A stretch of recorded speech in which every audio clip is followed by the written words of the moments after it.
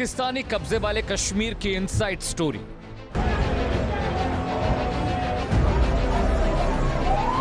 रोटी और पानी के बदले मिली 147 की गोली।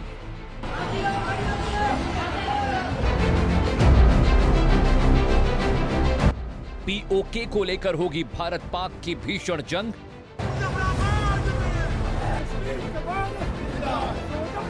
पीओके की आवाम क्यों सह रही है जुल्म और सितम।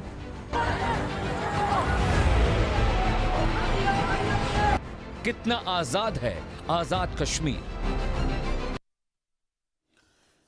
दर्शकों, आप देख रहे हैं देश का सवाल। जी हां, पाकिस्तान दुनिया को कश्मीर का दर्द सुनाता है, लेकिन आज उसकी अपनी हकीकत पाकिस्तानी कब्जे वाले कश्मीर यानी पीओके की सड़कों पर दिखाई दे रही है। आटा, बिजली और रोजगार मांग रहे लोगों पर गोलियां चलने के आरोप लग रहे हैं। सवाल यह है कि क्या पीओके के लोग अब पाकिस्तान से आजादी चाहते हैं, जिस पीओके का अपना प्रधानमंत्री है, अपना राष्ट्रपति है और अपना झंडा भी। वहां जनता आखिर क्यों सड़कों पर उतर आई है? क्यों पाकिस्तान सरकार और सेना के खिलाफ गुस्सा फूट रहा है? क्या फील्ड मार्शल मुनीर की नीतियां पाकिस्तान के लिए नया संकट बन गई हैं? आज हम आपको बताएंगे पीओके की पूरी कहानी, उस इलाके की कहानी जिसे पाकिस्तान आजाद कश्मीर कहता है। लेकिन जहां लोग खुद को सबसे ज्यादा बेबस महसूस कर रहे हैं, वो कश्मीर आजाद कैसे हो सकता है? जरा वहां से आई प्रतिक्रिया, वहां की जनता की आवाज सुनिएगा। तमाम आवाम सिरा पर एहतजाज है। वो दिन दूर नहीं जब पाकिस्तान की तमाम मजलूम कौमियतें बाहर निकलेंगी, अपने हकूक के लिए आवाज उठाएंगी। और आज आसिम मुनीर हमारे मासूम लोगों को कत्ल करके खुश हो रहा है, लेकिन नहीं, कश्मीर का खून रहेगा, नहीं जाएगा, चैन से नहीं बैठेंगे। हमारे डीएनए में मज़ामत है, हम मरेंगे मरेंगे, अपने हकूक से पीछे नहीं हटेंगे।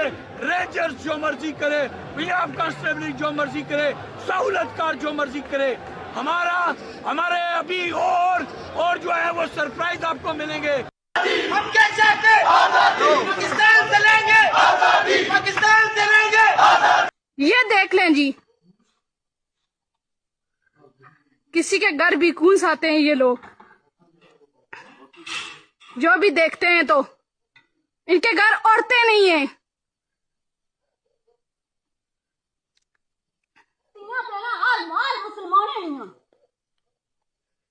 तो कोई बंदा हाली नहीं, जिसने की नहीं उसने पहन पर नहीं जरूर है। Killer forces out, out. Pakistani killer forces out, out. Go back, go back. Our killer forces go back. Go back, go back. Killer forces go back. Go back, go back. Killer forces go back. और PoK में जो हो रहा है उसे लेकर कश्मीरी भी बहुत चिंतित है, जरा वो भी सुनिएगा। देखिए, पाकिस्तान का जहाँ तक सवाल है, वहाँ पर जो इंटेलिजेंस से न्यूज़ प्राप्त हुई है कि लगभग 53 से ज़्यादा लोग उनको मारे जा चुके हैं। और वहाँ पर 60 से 70 हज़ार लोगों की जो भीड़ थी, उस पर AK-47 से शरेआम गोलियाँ चलाई गई। ये ह्यूमन राइट्स का वायलेशन भी है और एक तरह से जो उनकी आवाज़ है उनको दबाने का प्रयास किया जा रहा है, जो ठीक नहीं है। इंटरनेशनल कम्युनिटी को इसका मुझे लगता है संज्ञान लेना चाहिए और पाकिस्तान को इस प्रकार की हरकतों से बाज आना चाहिए। I see this development as another reminder, another symbol of the fact that Pakistan's leadership never pays attention to its internal affairs, its internal development, internal infrastructure, internal peace and harmony. Pakistan has never shown any attention to that. Pakistan's leadership, the elite, the army and the political elite, they spend all their time obsessing over India and then trying to make their image on the world stage. That is where they spend all their efforts. Because it's not something we will say it's abrupt, जो suddenly erupt हो गया. So it has been there for a long, जो आज कहीं ना कहीं went out हो रहा है. तो अगर कहीं जाकर इसको I would say address किया गया होता for by the government, तो इतना huge protest नहीं होता और it would not have been such I would say civilian killings नहीं होती, आज civilian deaths नहीं होती, internet blockade नहीं होता, तो things would have been different. तो आपने सबको सुन लिया, प्रतिक्रियाएं देख ली। अब देश का सवाल सुन लीजिए, क्या पीओके में पाक विरोधी आंदोलन अब जन विद्रोह का रूप ले चुका है? दर्शकों, ये बड़ा सवाल, इस पर चर्चा हम करेंगे। सवाल नंबर 2 आपकी स्क्रीन पर दर्शकों आने जा रहा है। जी हां, सवाल नंबर 2, आखिरकार किस तरीके से महंगाई और बेरोजगारी ने पाकिस्तान की पोल खोल दी है? इस पर हम चर्चा करेंगे। सवाल नंबर 3 आपकी स्क्रीन पर दर्शकों, पीओके का अलग प्रधानमंत्री, राष्ट्रपति और झंडा होने के बावजूद असली सत्ता किसके पास है? कौन पीओके चला रहा है? इस पर चर्चा होगी। सवाल नंबर 4, क्या पाकिस्तानी सेना पीओके को लोकतांत्रिक अधिकार देने से डरती है? उन्हें लगता है कि वहां की आवाम को आवाज मिल जाएगी तो पाकिस्तान बर्बाद हो जाएगा? और सवाल नंबर 5, क्या पीओके के लोग भारत के साथ बेहतर रिश्ते, बेहतर भविष्य, फ्यूचर देख रहे हैं? इन तमाम सवालों पर चर्चा करेंगे दर्शकों। लेकिन सबसे पहले वहां चल क्या रहा है पीओके में, वो भी आपके लिए जानना बेहद जरूरी है। उसके बारे में भी जानना, उसके बारे में समझना बहुत जरूरी है। पाकिस्तान जो नैरेटिव बता रहा है पीओके को लेकर, क्या वो सच है? ऐसा बिल्कुल नहीं है दर्शकों। अगले आधे घंटे लगातार मैं आपको पूरी डिटेल बताने जा रहा हूं, किस तरीके से पीओके में लोगों की, मजलूम लोगों की आवाज दबाई जा रही है, वहां पर अत्याचार की पराकाष्ठा पार हो चुकी है। कुछ फैक्ट्स लेकर आया हूं ग्राफिक के जरिए कि आखिर आप सबसे पहले पीओके को समझिए तो कि पीओके है क्या। वहां की खबरों को आप देखते हैं, पढ़ते हैं, सुनते हैं, लेकिन आपको पीओके समझने की भी दरकार है, जरूरत है, बहुत लाजमी है कि आप जाने पीओके है क्या। एक अलग मुल्क जिसको पाकिस्तान कंट्रोल करता है। ग्राफिक्स आपकी स्क्रीन पर आने जा रहा है दर्शकों।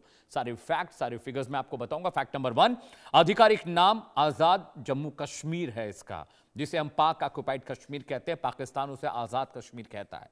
फैक्ट नंबर 2 आपकी स्क्रीन पर आने जा रहा है दर्शकों, यहां अपना राष्ट्रपति और प्रधानमंत्री भी होता है। ये सिर्फ एक कोई छोटा सा प्रदेश नहीं है, इसकी अलग पॉलिटिकल रेजीम है, अलग झंडा, अलग इसका कॉन्स्टिट्यूशन है। फैक्ट नंबर 3 आपकी स्क्रीन पर, इसका झंडा पाकिस्तान जैसा नहीं है, पाकिस्तान से अलग दिखाई देता है पीओके का झंडा। जी हां। फैक्ट नंबर 4 आपकी स्क्रीन पर आने जा रहा है, इसकी राजधानी मुजफ्फराबाद है।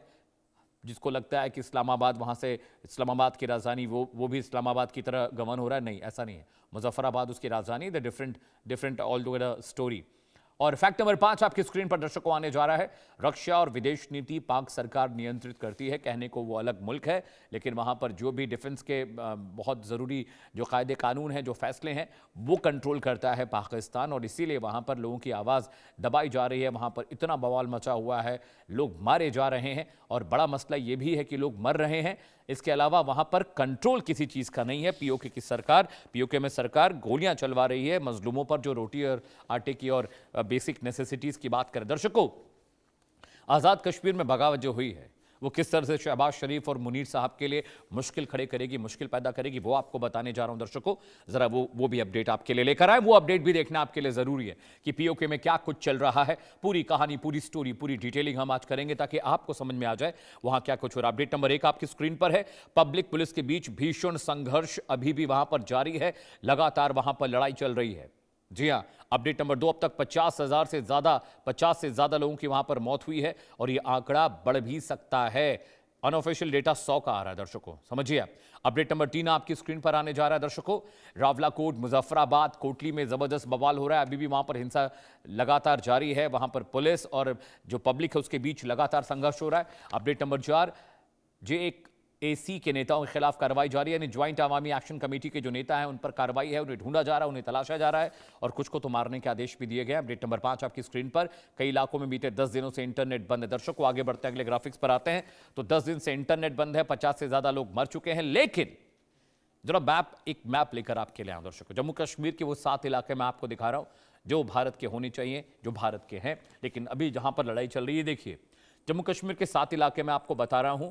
अक्साई चीन, भारत का वो हिस्सा जो चीन ने कब्जा कर रखा है, ये लेह लद्दाख, ये सियाचिन वाला इलाका है। जम्मू कश्मीर आप देख रहे हैं, आजाद कश्मीर ये वाला जो इलाका आप देख रहे हैं, ये वाला इलाका, ये इलाका, यहां पर संघर्ष चल रहा है। गिलगित बल्टिस्तान का जो इलाका है, ये हमारा LOC है, LOC के उस पार का इलाका आप देख रहे हैं। तो ये बहुत क्रूशियल मैप है और इसी मैप को, यही तो संघर्ष है भारत का कि भारत को पीओके, पाक ऑक्युपाइड कश्मीर पर यहां कब्जा करना है। वो हिस्सा कश्मीर का जो जबरन पाकिस्तान ने हड़प के रखा हुआ है, यहां पर गिलगित बल्टिस्तान का जो इलाका ऊपर देख रहे हैं, ये सारा इलाका भारत का था, लेकिन जबरन पाकिस्तान ने उस पर कब्जा करके रखा हुआ है। अक्साई चीन का इलाका देखिए, ये भारत का हिस्सा था, लेकिन यहां पर चीन ने कब्जा कर रखा है। तो ये जो मैप आप देख रहे हैं बहुत क्रूशियल मैप है दर्शकों, समझिएगा। ये आजाद कश्मीर वाला जो पोर्शन है, यहां पर संघर्ष चल रहा है, या ये पूरा एरिया आप देख रहे हैं, यहां पर संघर्ष चल रहा है। रावलाकोट, ददियाल, मुजफ्फराबाद और ये जो इलाके, यहां पर संघर्ष चल रहा है और यहां पर बहुत मुश्किल आ रही है और यहीं पर लोगों की आवाज़ दबाने की कोशिश पाकिस्तान कर रहा है और वहाँ पर आवाज़ उठ रही है कि अब पीओके को भारत का हिस्सा हो जाना चाहिए। वहाँ के लोग कह रहे हैं कि हमें कश्मीर जैसी आज़ादी दीजिए, वैसा खाना कपड़ा मकान दीजिए, वैसी सहूलियतें दीजिए, वैसी बिजली पानी दीजिए, वैसी शिक्षा दीजिए, लेकिन पीओके में कहाँ मिल पाएगी। लेकिन पीओके में कहाँ कहाँ हिंसा हो रही है। दर्शकों, एक और मैप आपके लिए लेकर आया हूँ, जरा समझिए हिंसा कहाँ कहाँ हो रही है। आपके लिए बहुत इंपॉर्टेंट है ये समझना। देखिए, अभी आपने मैप में देखा, जो मैंने आपको पीओके का हिस्सा दिखाया आज़ाद कश्मीर का, अब यहाँ पे हिंसा कहाँ कहाँ हो रही है। भिंडर, मीरपुर, कोटली, रावलाकोट, मुजफ्फराबाद और नीलम वैली, ये जो आप ब्लिंकर्स देख रहे हैं दर्शकों, यहां पर बड़े पैमाने पर हिंसा हुई है और यहां पर अभी भी हालात ठीक नहीं है। वहां पर पाकिस्तानी रेंजर्स पब्लिक के बीच में झड़प चल रही है। 100 से ज़्यादा लोग मारे गए। ऑफिशियल डेटा 50 का आ रहा है। 5 से 7 उसमें पाकिस्तानी रेंजर्स भी मारे गए हैं, पाकिस्तानी पुलिस के जवान भी मारे गए हैं। इंटरनेट जो कर्फ्यू, वहां पर कर्फ्यू इम्पोज है, इंटरनेट वहां पर बंद है और पब्लिक वहां पर हताश और परेशान है, क्योंकि पीओके में जो हो रहा है वो अब एक ग्लोबल इश्यू हो गया है, ना कि एक छोटा मसला। हालांकि पाकिस्तान से जुड़ने वाले जो भी हमारे गेस्ट मेहमान होते हैं वो कहते हैं बहुत छोटी बात है, लेकिन ये छोटी बात इतनी बड़ी हो गई है कि 100 के करीब लोग मारे गए हैं। आगे बढ़ते हैं दर्शकों। आखिर आजाद कश्मीर पीओके क्यों जल रहा है, ये भी है तो आपके मन में, आपके जहन में सवाल उठता होगा। आइए मैं वो भी आपको बता देता हूं। वजह नंबर 1, 12 आरक्षित सीटों को लेकर विवाद था, लेकिन इस पर रजामंदी बनती दिख रही थी, उसके बावजूद बवाल हो रहा है। जी हाँ, जो जैक है, ज्वाइंट अवामी एक्शन कमेटी है, उस पर बैन लगा दिया गया और इस बैन की वजह से भी वहां पर हिंसा बड़े पैमाने पर भड़की है, क्योंकि जो ज्वाइंट अवामी एक्शन कमेटी अपनी मांगे पूरी करने के बाद सरकार से करे, सरकार उनकी बातें सुन नहीं रही है, इस वजह से भी बवाल हो रहा है। महंगाई, बेरोजगारी और बिजली संकट को लेकर भी जो वहां के पीओके के लोग हैं, आजाद कश्मीर के लोग, वो परेशान हैं। उनको बिजली, वो कहते हैं कि मंगला डैम, हमारे यहाँ सबसे ज़्यादा बिजली बनती है पूरे पाकिस्तानी वाले खित्ते में, लेकिन हमें बिजली नहीं मिलती, सस्ती हमें बिजली नहीं मिल रही। पुलिस कार्रवाई और मौतों से भी गुस्सा लोगों के अंदर बढ़ा है। लोग इस वजह से भी परेशान हैं कि वहाँ पर लगातार एक्शन हो रहा है, मारा जा रहा है, न औरतों को देख रहे हैं, न बच्चों को देख रहे हैं, किसी को नहीं देख रही पुलिस और सिर्फ सबके खिलाफ एक्शन हो रहा है। अभी कुछ देर पहले मैंने कुछ बयान भी आपको दिखाया, कैसे एक महिला के घर में पाकिस्तानी सेना के लोग घुसे थे और वो महिला कह रही है कि बिना परमिशन, बिना बातचीत के लोग जबरन घुस जाते हैं और वहाँ पर वो कह भी रही है, लगता है इनके घर में माँ बहन नहीं है। अगले ग्राफिक्स पर आते हैं। पीओके में हिंसा की वजह क्या थी, आखिर क्यों हिंसा इतनी भड़की और इतना बवाल हुआ, कितने सारे लोग मारे गए। इन्फो नंबर 1, विरोध प्रदर्शनों का नेतृत्व ज्वाइंट अवामी एक्शन कमेटी यानी जैक कर रही है और इस वजह से भी इनके नेताओं पर बैन लगाया गया। कुछ नेताओं पर तो 1 करोड़ से ज्यादा का इनाम भी रखा गया। इन्फो नंबर 2, जैक बिजली, गेहूं, महंगाई पर आंदोलन पहले भी कर चुका है।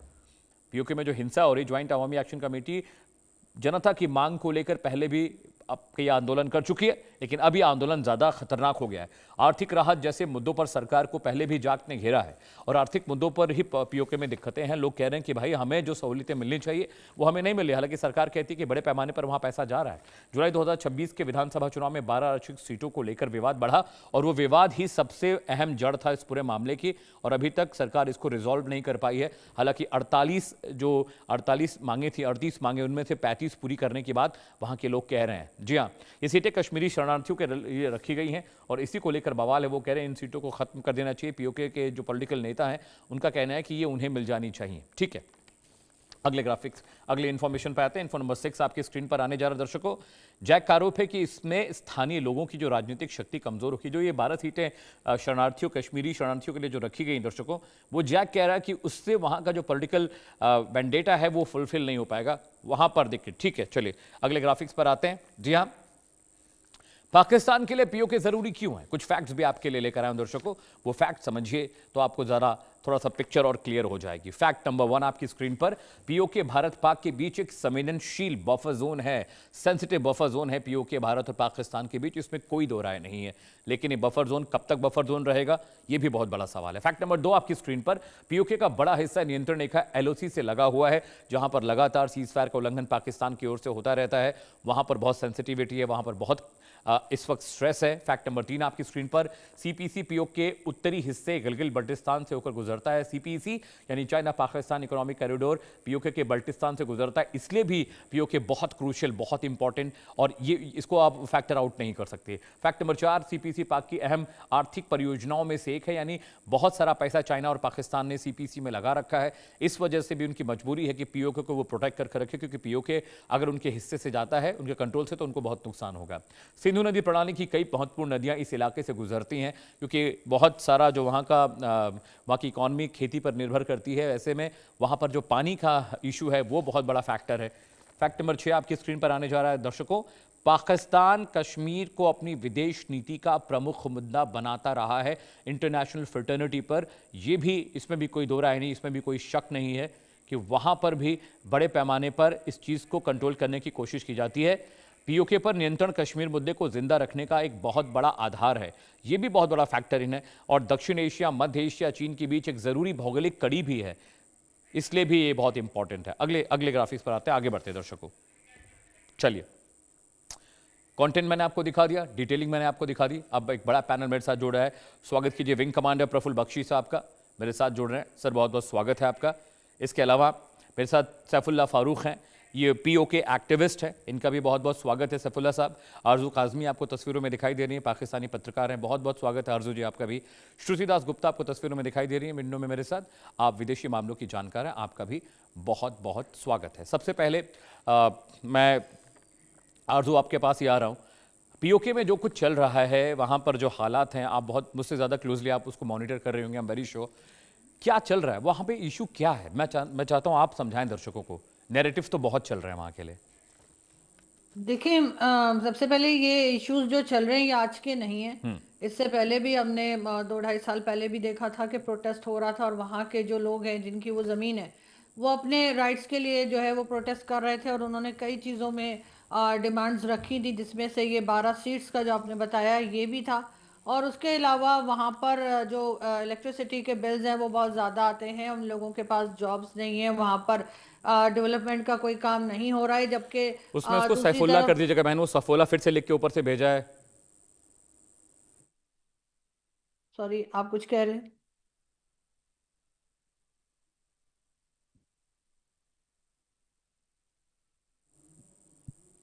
आप मुझे कुछ कह रहे हैं? नहीं आरजू, प्लीज कंटिन्यू। अच्छा, तो वहाँ पे और भी कई ऐसे इश्यूज हैं जिसके लिए वो लोग बात करते हैं, जिसमें डायरेक्ट उनकी एयरपोर्ट जो है वो भी फंक्शनल नहीं है। वहाँ पे हेल्थ सेक्टर में भी इश्यूज हैं, और कई दूसरे प्रॉब्लम्स जो हैं वो वहाँ के लोगों को हैं। और इस बार उन्होंने ऑलमोस्ट 38 के करीब अपने जो डिमांड्स हैं वो भी दी हैं, जिसमें से गवर्नमेंट का कहना है कि जी हमने 36 डिमांड जो है वो मान ली हैं, और 2 जो है वो भी रहती हैं। लेकिन उसके बाद भी जो है लोगों को जो है यकीन नहीं है, क्योंकि इससे पहले भी कई बार ऐसा हुआ है कि ये लोग बाहर आए हैं और इन्होंने प्रोटेस्ट किया, गवर्नमेंट ने कह दिया कि जी हमने सारी डिमांड्स मान ली हैं, लेकिन जब ये लोग घरों में वापस चले गए तो उसके बाद गवर्नमेंट ने उनकी डिमांड जो थी वो पूरी नहीं की थी। इस बार गवर्नमेंट के ऊपर कोई भरोसा नहीं कर रहा है। इंटरनेट सर्विसेज भी वहाँ पर जो है वो सस्पेंड की गई हैं, मोबाइल सर्विसेज भी नहीं चल रही हैं। लेकिन ये इस वक्त प्रोटेस्ट की वजह से नहीं है। अगर आप नॉर्मली भी अगर कोई जाए आज़ाद कश्मीर या पीओके में, तो वहाँ पे मोबाइल सर्विस और इंटरनेट सर्विस अक्सर ख़राब ही होती है।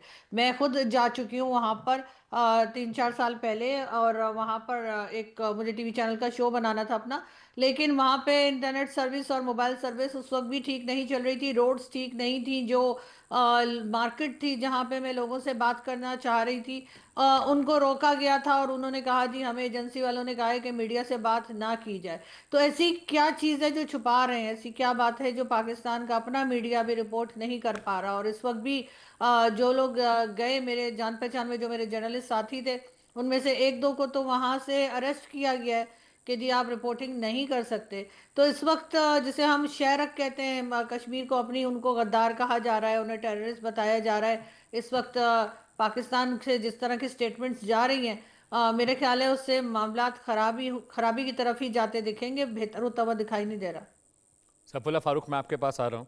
हम अभी 2 दिन पहले हम डिबेट करते थे, Arzoo Kazmi is the only person in whole Pakistan, Saifullah साहब, जो सच बोलती हैं, जो अपनी सरकार के खिलाफ बोलना होता है तो भी बोलती हैं, सरकार की पॉलिसीज़ पर भी बात करती हैं, वो किसी के दबाव में आकर बात नहीं करती। उन्होंने जो बातें बोली सैफुल्लाह साहब, मुझे लगता है आप इत्तेफाक उनसे रखेंगे।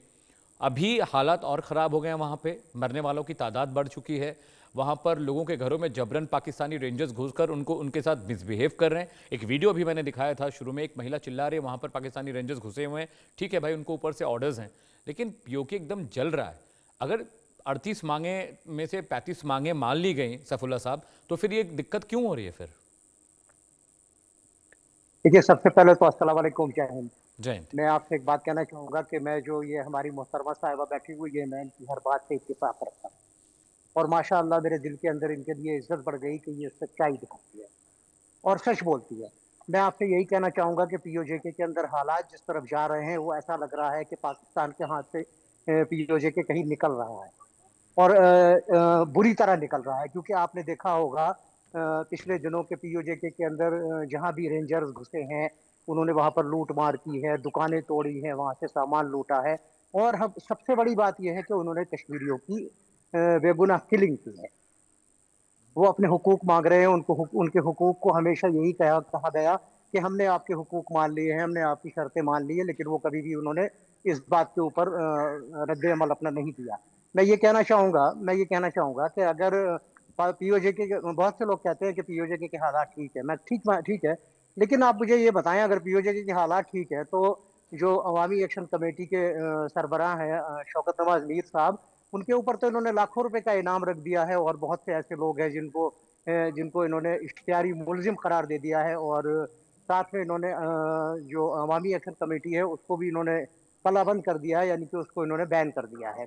तो कहीं ना कहीं मैं मोहतरमा की बात से इत्तेफाक करता हूँ और मैं ये इनकी इस बात का भी खैर मकदम करता हूँ कि ये सच बोलती हैं और मैं इनकी हर बात से इत्तेफाक करता हूँ और मजम्मत करता हूँ, मैं कड़े अल्फाज में मजम्मत करता हूँ एक कश्मीरी होने के नाते कि आप जो पीओजेके के अंदर हमारे कश्मीरी भाइयों का खून बहा रहे हैं, ये खून एक ना एक दिन जरूर रंग लाएगा और उस दिन कहीं धज्जियां। जी बिल्कुल। मैं प्रफुल्ल बख्शी साहब के पास आ रहा हूँ। प्रफुल्ल सर, अभी वहाँ पर जो हालात हैं, अब मैं काज़मी साहब जो काज़मी हैं वो भी बता रही हैं, आरजू काज़मी मेरे साथ, सैफुल्लाह साहब भी बता रहे हैं स्थितियाँ ठीक नहीं हैं। अभी कम से कम भारत के लिहाज से चीज़ें किस तरह से आप देख रहे हैं, भारत के एंगल से इस पूरी चीज़ को? Thank you very much sir. बहुत अच्छा लगता है कि इतने जानकार लोगों के साथ बैठा हूँ जो काफ़ी डिटेल में बता रहे हैं। पर सबसे बड़ी बात यह है, ये जो हो रहा है पीओके के अंदर, ये बहुत सालों से हो रहा है, ये कोई नई चीज़ नहीं है।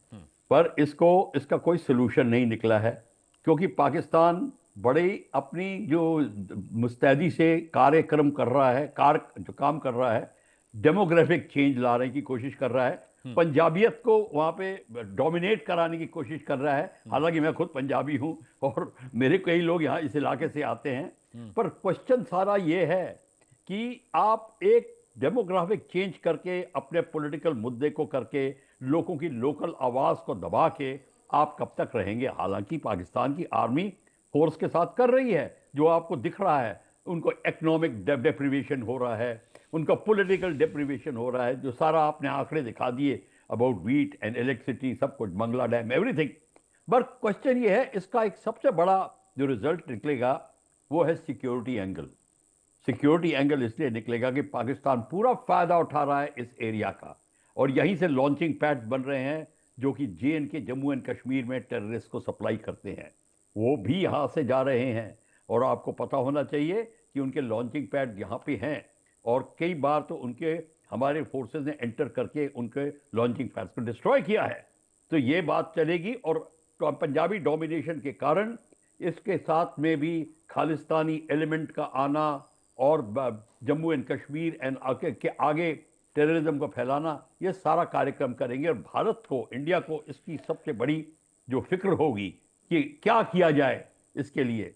मैं ये मानता हूँ कि ये बड़ी डिफ़िकल्ट चीज़ है और पीस को असर करेगी, पर ये करना पड़ेगा, क्योंकि जो अब अगली जो बॉर्डर के ऊपर अपीवल होगी, LOC और इवन नॉर्थ ऑफ बल्चिस्तान, जो यहाँ के CPEC के पोजीशन में चाइनीज़ अपना जमावड़ा अभी तक बना के बैठे हुए हैं, वो सिक्योरिटी हैज़र्ड है इंडिया के लिए, उसको भी देखना है।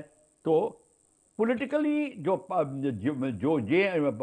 पाकिस्तान ऑक्यूपाइड कश्मीर जो है, ये तो अब और भी ज़्यादा इसकी प्रॉब्लम बढ़ेगी, पाकिस्तान की आर्मी की चिंता बढ़ेगी। इसी बहाने पाकिस्तान की आर्मी और इंडक्ट होगी यहाँ पे।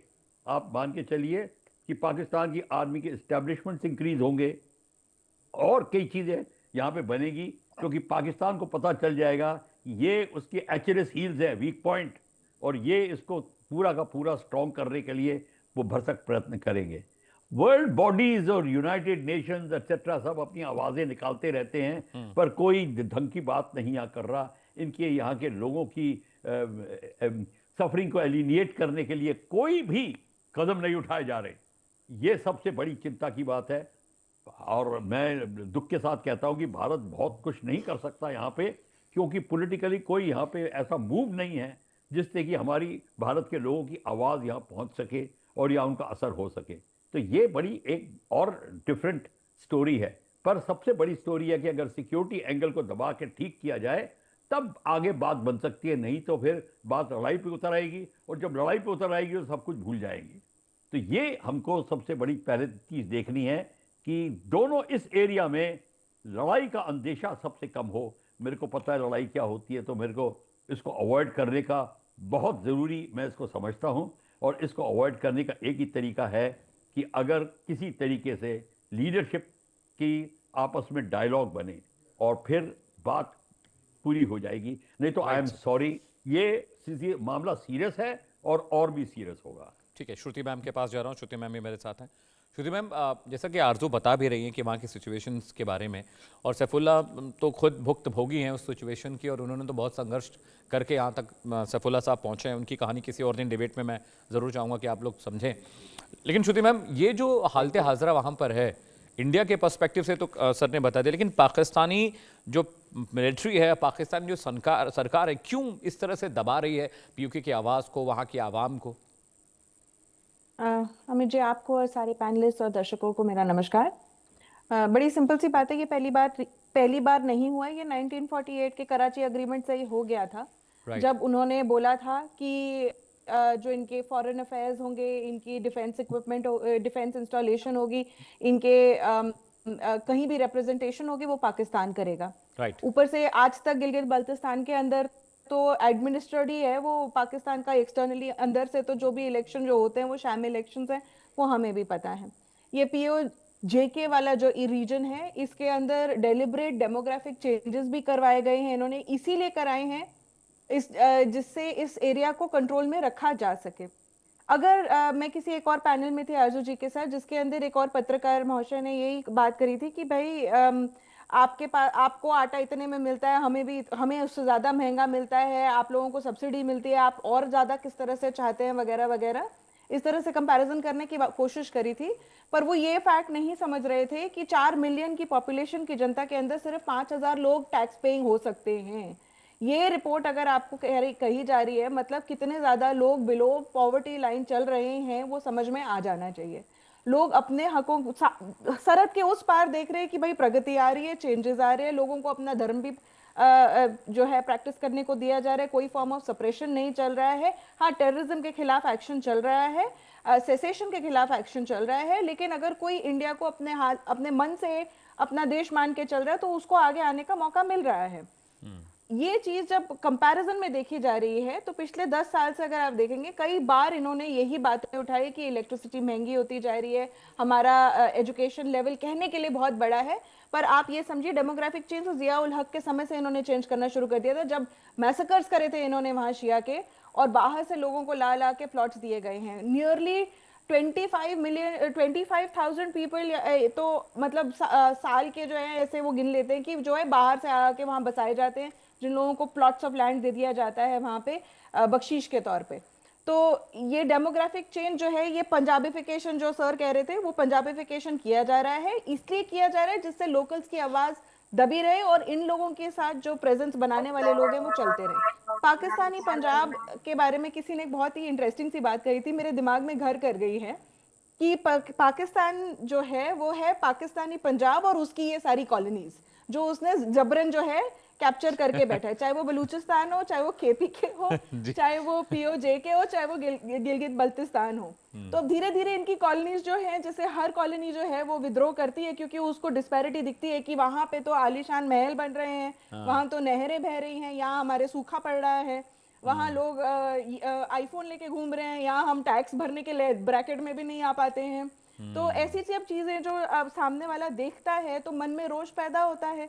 उसी के साथ में इनको प्रॉमिस किया गया कि इनका नाम जैसे रखा गया आज़ाद कश्मीर, कहाँ से आज़ादी मिल गई इनको? ये तो इनको 1990s के अंदर जब सुप्रीम कोर्ट ने, पाकिस्तान के सुप्रीम कोर्ट ने बोल दिया कि भाई आपको अगर इसको एडमिनिस्टर करना है, इलेक्शंस करने, तो आपको पाकिस्तान के अंदर रहना पड़ेगा। तो चाहे झंडा हो, चाहे प्राइम मिनिस्टर हो, चाहे प्रेसिडेंट हो, लेकिन रह तो रहे पाकिस्तान के अधीन ही।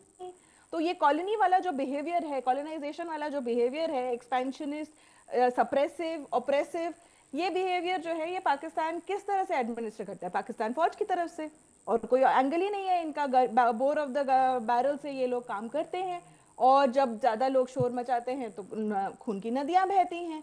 और ये खून की नदियाँ ये लाहौर में भी बही हैं, जब पीटीआई ने किया है, जब तहरीक लबैक ने किया है विद्रोह। जब आप इनके इरादों से दूर अपने इरादे बताते हैं, तब ये आके आपके ऊपर सप्रेशन, ऑपरेशन और अटैक करने की कोशिश करते हैं।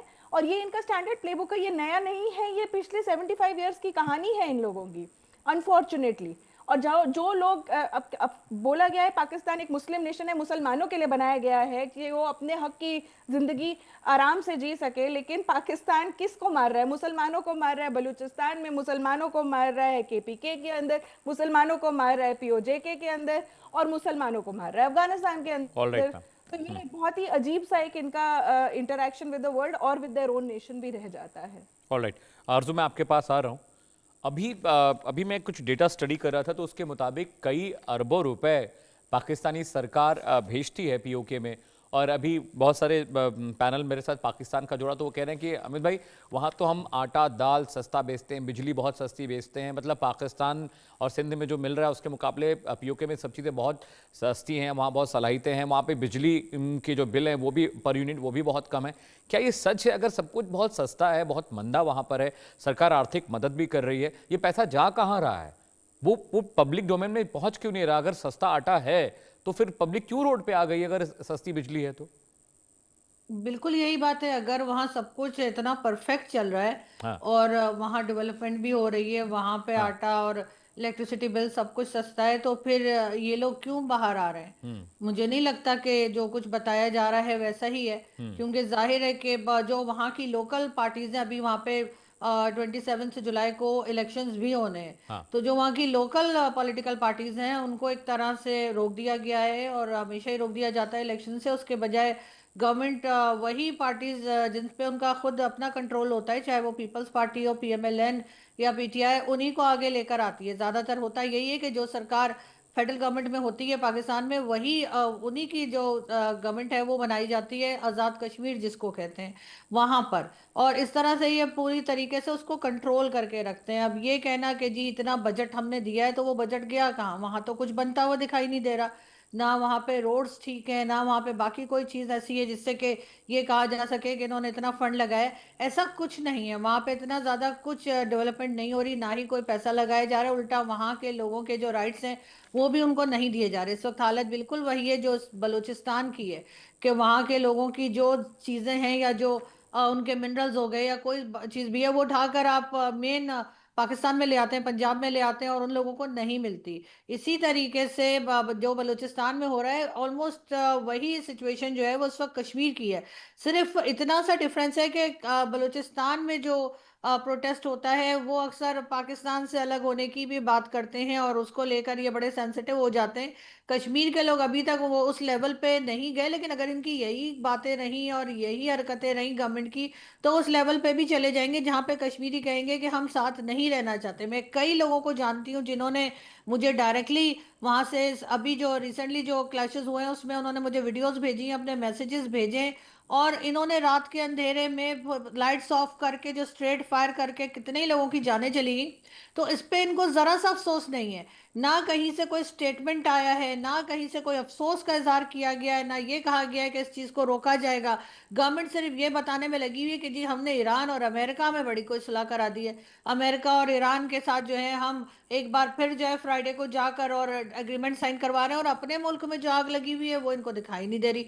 उसके ऊपर अगर कोई बात करेगा तो ये फौरन ही गद्दारी के सर्टिफिकेट और रॉ के एजेंट और पता नहीं क्या कुछ बोलना शुरू कर देते हैं। लेकिन अब तो वो टाइम नहीं रहा ना कि आप बातों को या न्यूज़ को छुपा सकें। जितना मर्जी है वहाँ से मीडिया को ना जाने दें, बाहर न्यूज़ ना आने दें, कोई ना कोई न्यूज़ बाहर आई जाती है, लोग बता ही देते हैं। तो इसलिए, और साथ ही बॉर्डर है भारत का, इनको बहुत संभल के रहना होगा, क्योंकि बलूचिस्तान में तो चलें भारत जा नहीं सकता, भारत का बॉर्डर नहीं है, तो इनको कोई खतरा नहीं है कि कोई खबर बाहर आ जाएगी। लेकिन कश्मीर का इशू तो बहुत सेंसिटिव है, वहाँ पे तो ज़रूर वो यूएन में भी जा सकते हैं और उनकी आवाज़ जो है वो ह्यूमन राइट्स वाले भी सुन सकते हैं, लेकिन मुझे नहीं पता कि वो आखिर इस तरफ क्यों नहीं देख रहे और यहाँ पे कोई बात क्यों नहीं की जा रही। बिल्कुल वाजिब सवाल है आरजू आपका। सैफुल्ला साहब, मैं आपके पास आ रहा हूँ। जो आरजू काज़मी कह रही हैं, बड़ी हिम्मत चाहिए ये कहने के लिए, इसलिए मैंने कहा था कि वो अपने देश की सरकार और सेना से नहीं डरती हैं। क्यों हम आवाज़ नहीं उठा रहे हैं? भारत के हिस्से में इस चीज़ को लेकर आवाज़ क्यों नहीं उठ रही? सैफुल्ला साहब, आप तो एक्टिविस्ट हैं, आप आवाज़ उठाइए। क्यों नहीं आवाज़ उठा रहे हैं पीओके को लेकर आप? देखिए मैं आपसे एक बात कहना चाहूंगा। तो मैं आरजू साहिबा की बहुत कदर करता हूँ, माशाल्लाह इन्होंने बिना किसी डर के और बिना किसी खौफ के अपनी बात रखी है। रही बात, मैं एक सोशल एक्टिविस्ट हूँ और मैं पीओजेके की आज़ादी की बात करता हूँ। तो मैं तो हमेशा यहाँ पीओजेके की बात करता हूँ, पीओजेके के अंदर होने वाले जुल्म की बात करता हूँ। मैं पीओजेके के अंदर हर उस मजलूम की बात करता हूँ जिसके ऊपर जुल्म हो रहा है। लेकिन खाली मेरी बात करने से कुछ नहीं होगा।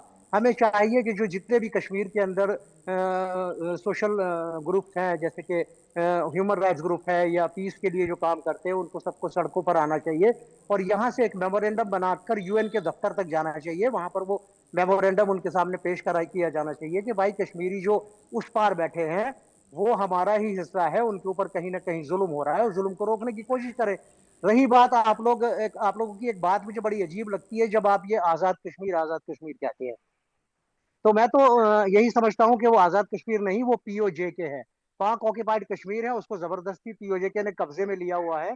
हम चाहते हैं कि उसको छोड़ा जाए और इंशाल्लाह वो टाइम बहुत जल्द आने वाला है कि वो कश्मीर हमारे कश्मीर से मिल जाएगा और ये दोनों कश्मीर मिलकर एक ऐसी राह की तरफ चलेंगे जो अमन की तरफ, इंसानियत की तरफ और खुशहाली की तरफ जाएगी। देखिए, हम हर उस किलिंग की मजम्मत करते हैं जो कहीं ना कहीं बेगुनाहों की होती है। हम हर उस किलिंग की मजम्मत करते हैं जो कहीं ना कहीं अपने हुकूक मांगने वाले लोगों की जाती है। तो रही बात पाकिस्तान की, तो पाकिस्तान की बात ही आप मत कीजिए। उन्होंने तो कभी तालिबान को अपना बच्चा बनाकर पाला था, बाद में जब टाइम आया तो उसी बच्चे को उन्होंने अमेरिका के हाथों बेच दिया। आपने देखा होगा जैसे मुल्ला जो अखुंजादा साहब है, अफगानिस्तान के रहनुमा है, उनको कभी किसी जमाने में पाकिस्तान ने अपने अपने शहरों के अंदर शरण दी थी। लेकिन जब 9/11 हुआ तो उसके बाद उन्होंने कराची की और पूरे पाकिस्तान की सड़कों पर घसीट कर उन्हें लाया और अमेरिकन फौज के हवाले कर दिया। तो मैं यही कहना चाहता हूँ कि पाकिस्तान कभी किसी का हुआ नहीं है, ना कभी होगा। ये तो एक बात कही जाती है कि पाकिस्तान इस्लाम के नाम पर बना है, लेकिन आप मुझे जब बताए वो अगर वो इस्लाम कहीं पर है तो पाकिस्तान, अगर ये इस्लाम के अंदर है तो वो इस्लाम। बाकी काजमी साहिबा की मैं बहुत कदर करता हूं कि उन्होंने इस कदर खुलकर अपनी बात रखी है और मैं दुआ करता हूं कि अल्लाह ताला उनको पाकिस्तान के जुल्म और अजाइम से महफूज रखे। आमीन, अल्लाहुम्मा आमीन। बिल्कुल ठीक है।